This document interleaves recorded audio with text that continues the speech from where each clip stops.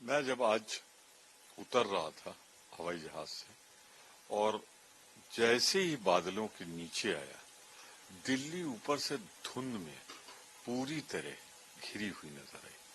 और जैसे हवाई जहाज से बाहर आया, गले में खराश, आंख में जलन, सांस लेने में दिक्कत, ये सब आम दिल्ली वासियों के साथ हो रहा है।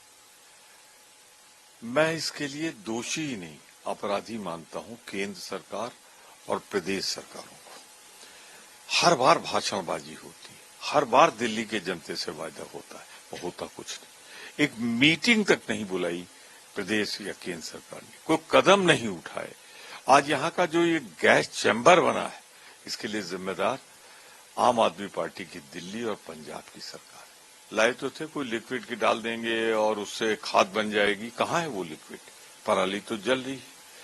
हरियाणा में भाजपा की सरकार, केंद्र की सरकार भाजपा की, कोई कदम नहीं उठाया उन्होंने। तो पूरी तरह दोषी तो वही है और इन दोनों को मैं दोषी ठहराता हूँ। कल केजरीवाल जी का ईडी समन था जिसको उन्होंने गैर कानूनी और राजनीति से प्रेरित बोलकर उन्होंने ईडी को जवाब दिया।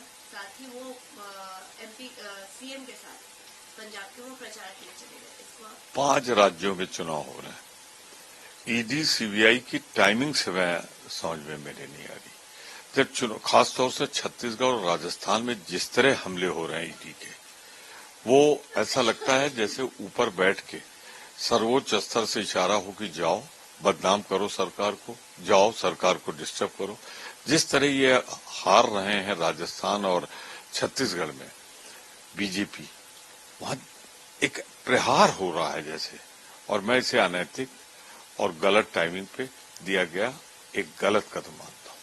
छत्तीसगढ़ की अब्बल रैली के दौरान पीएम मोदी ने कहा कि छत्तीसगढ़ के सीएम 30% कट लेते हैं। मैं नहीं जानता कि आज तक किसी देश के वो एग्जीक्यूटिव हेड भी हैं, प्रधानमंत्री ने इस तरह बात की हो। मुझे अपेक्षा नहीं थी, आशा नहीं थी उनसे। फिर भी कर्नाटक के 40% से कम रहे, ये गुंजाइश छोड़ी उन्होंने। तो क्या प्रधानमंत्री को इस तरह की बातें करना चाहिए? अब वो करेंगे, निश्चित रूप से जवाब जाएगा और उसके बाद कहेंगे देखिए हमको लोग गाली दे रहे हैं।